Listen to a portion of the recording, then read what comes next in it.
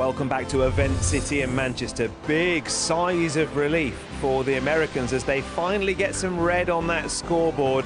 It was all blue, Team Europe, Dominic Barrett, and then Jesper Svensson winning 3 points in a row. But Parker Bone III has finally helped the USA to fight back, and it's now 3-1. Coming up next, the man who lives in America but is bowling for Team Europe, Stu Williams, up against the debutant Marshall Kent. Let's head over to your commentators, Cass Edwards and Wayne Boyce.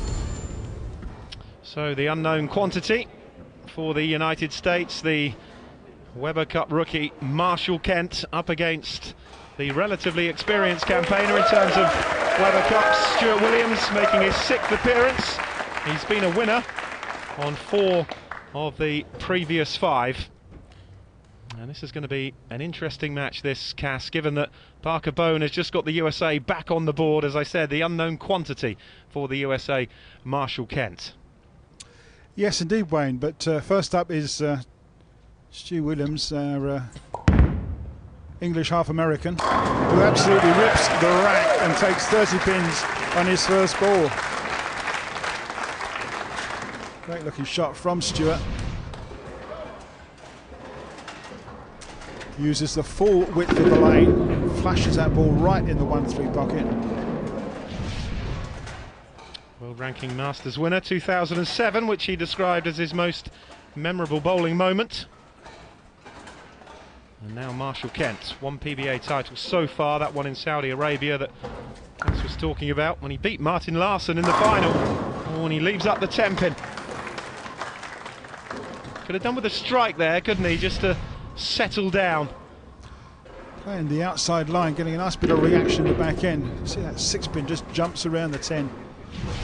Hardly touched it at all, so he can only make a spare, and a 9 spare is worth 19. Had a great first PBA season in 2014, was Rookie of the Year, cashing in 9 of 13 events with a 217 average. Stays clean at least, but it is. Makes the spare, yes, sorry Wayne. Yeah, Marshall's actually won the Brunswick Europe Challenge, which is the biggest tournament in Europe. He came over a year ago and absolutely beat Europe's best players to take the title.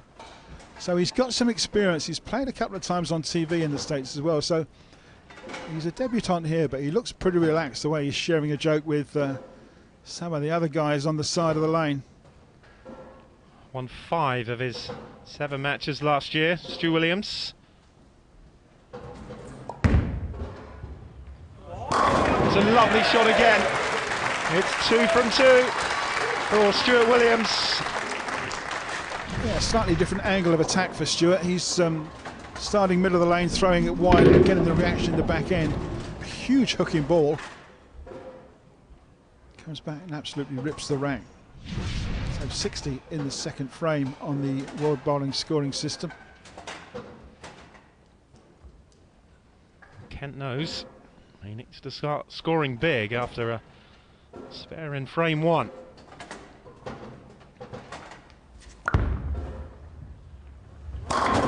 Oh, again, it's the same pin. The 10-pin stays up for Marshall Kent. And after just 2 frames, the advantage for Stu Williams grows larger. He's now going to be thinking to himself, I'm hitting the pocket. It may well be the angle that he's coming up from the right-hand side of the lane that leaves that 10-pin standing. That's very frustrating for him. 2 very good shots, not rewarded. Well, not the first time we've seen that tonight from a player in a USA jersey. Wes Mellott suffered similarly in his defeat with Dom Barrett.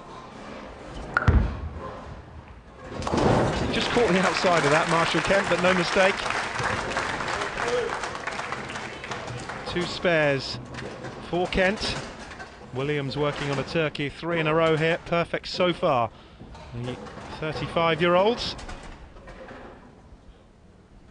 Nearly $300,000 on the PBA Tour since joining in 2009. Originally from Ellesmere Port near Manchester, but is now living in Phoenix in Arizona, having married Tina, an American lady bowler. Holds a degree in accounting, so no problem for him with either scoring system. Absolutely right, yeah. And he can count 3 in a row. Terrific stuff from Stu Williams. We have a turkey on the board. Yes, 3 strikes in a row, 3 lots of 30 is 90 in the 3rd frame under this sort of scoring system. And a little bit of a soft shoe shuffle there from Stewart, and a clenched fist to boot.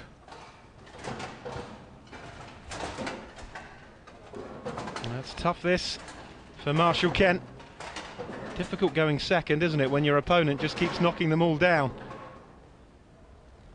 Needs to concentrate on his own game, finding his line, and he does. Well, he really needed that one, Marshall Kent. Yeah, kept just a little bit straighter, I think. Good looking reaction. See his eyes popping there, that's going for a strike. Oh, that'll do nicely, thank you very much. His first strike in frame number 3. Stu Williams is already sitting on 3, looking for the 4th.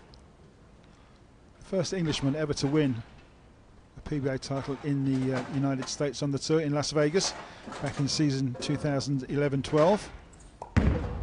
Looking for 4 in a row, and gets it. Whisper it quietly, but Stu Williams is perfect through 4. Certainly in hot form. He's recently picked up the title of European Masters champion in San Marino a couple of weeks ago. Another big notch on his belt. He really is in hot form at the moment. Marshall Kent 5th in the Kingdom of Bahrain Open, 9th in the USBC Masters so far this year.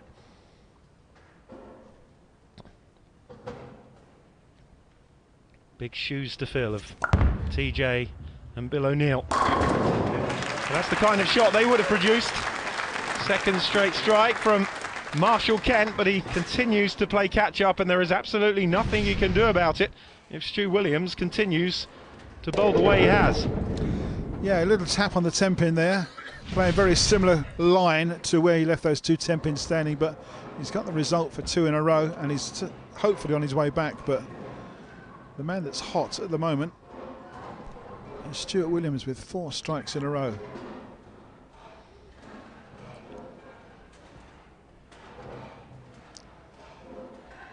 Still pacing the magic 300 game. We didn't really mention. No, he gets it, 5 in a row. Well done, Stuart. I'm rooting for you.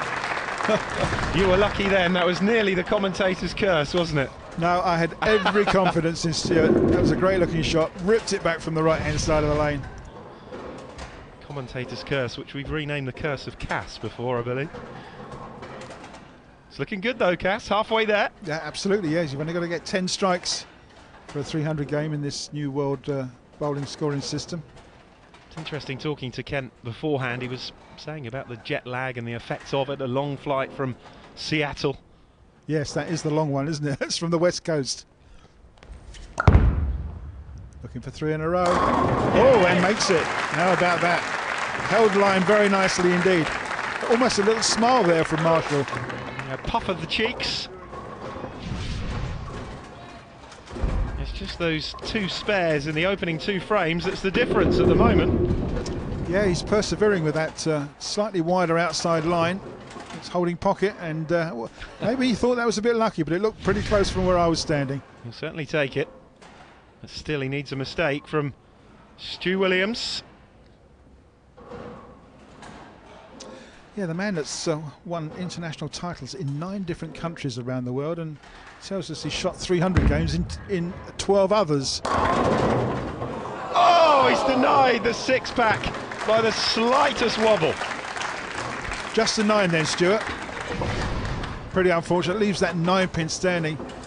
You would have thought this was going to go. That was the 4-pin that was coming over, and it didn't quite knock it over, did it? Look at that.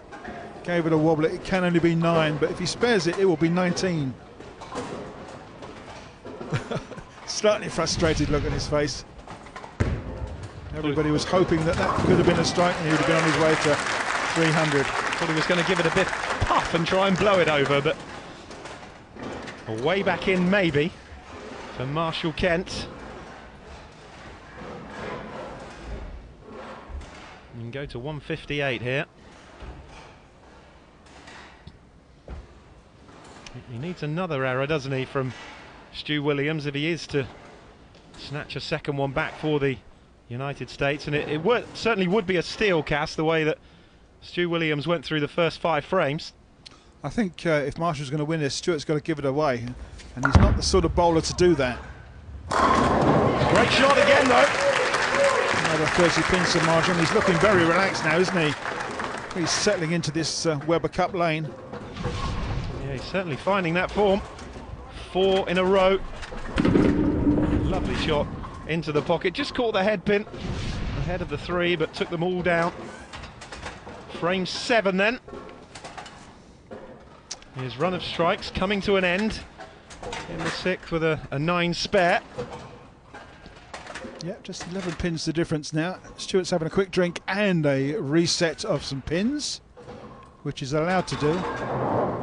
The momentum very much in his favour after the 5 strikes and the 2 spares from Kent, but fair play to Kent. He's kept in there. He's produced 4 in a row himself.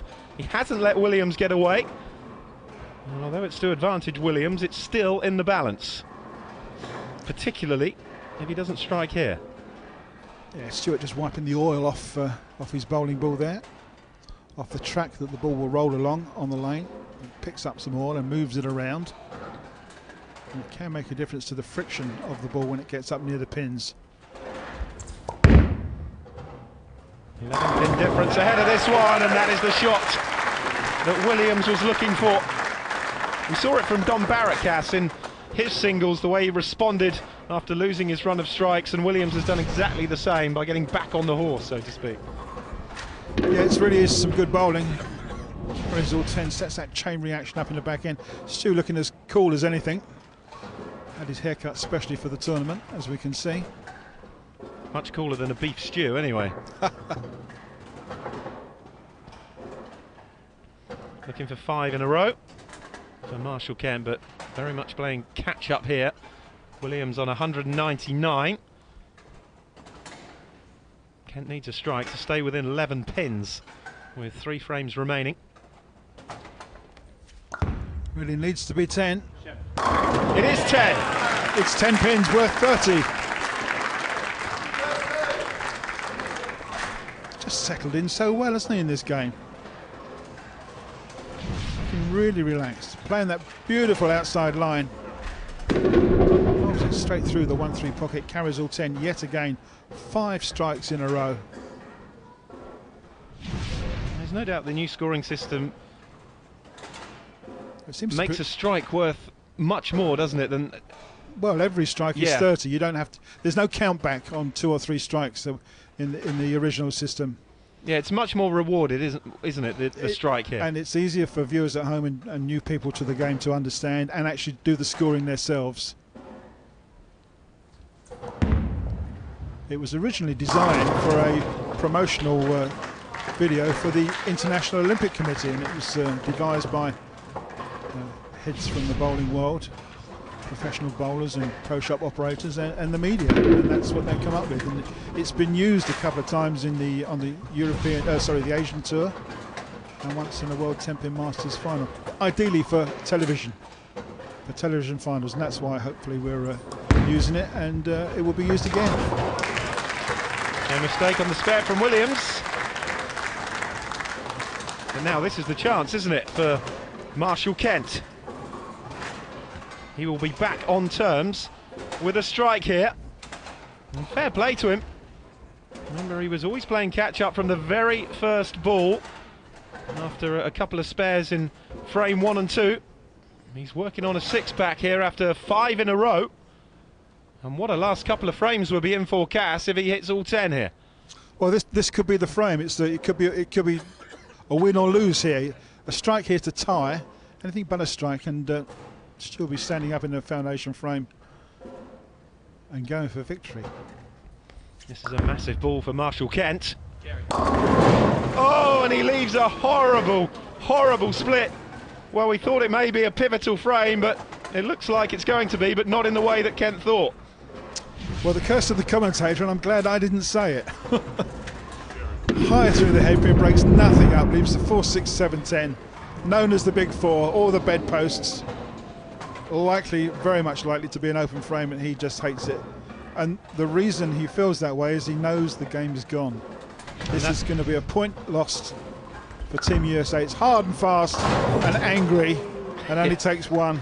There was an awful lot of frustration in that from Marshall Kent. Having worked his way back into it with 5 strikes in a row, he produces an open frame immediately after Williams left the door slightly ajar with the spare. Well, he tries to hide behind his shirt. And you can see how frustrated he is. I wasn't quite sure what that sign was for, but he was almost looking like he was going to have a cry. It's probably for me, actually, for suggesting that he could go level with a strike. I wasn't going to go there, Wayne, but if you said it, yeah, that's right. Stu to wrap this one up in the foundation frame. Lovely shot. Cries that go on and roars from the European crowd. Stu Williams back in full control. Certainly is. He's playing very well. It's a great looking shot. Might be a tad light in the pocket while that 10-pin nearly stood up, but I like that. 278 pace for Stu Williams. Well, Kent just needs to strike and hope for the best, but can you believe that? An absolute solid 8-pin. So much power on that ball. It's gone straight through the 135 and driven through the 5-pin. Well, we suggested earlier, Cass, that as dominant as Team Europe might be, there will be slight openings that the USA need to take advantage of, and as of yet, they haven't. An example of that was frame 8 here from Marshall Kent. It's difficult to be too tough, given he's a rookie to the Weber Cup, and you can just see the frustration in his face. He knows the door was ajar there. Yes, indeed, and the crowd really up on their feet because Stu Williams is going to stand up and take another point for Team Europe, and a strike will give him a score of 278. And Europe will have a 4-1 lead. That'll do nicely. These are the shots they enjoy, aren't they? Showboating time, the game is won by Stu Williams. Of course, doesn't get the bonus 2 balls in the new scoring system. It's a straight 278 for Williams. And more importantly, it is 4-1 for Europe, and that means that they will lead going into day 2. Yeah, the crowd's just helping out Marshall here. He's trying something different, a different line. Well, that works. Unfortunately, he only gets the 1 shot, and a score of 244 was not enough on the day. Yeah, it is a partisan European crowd, but a very fair crowd as well.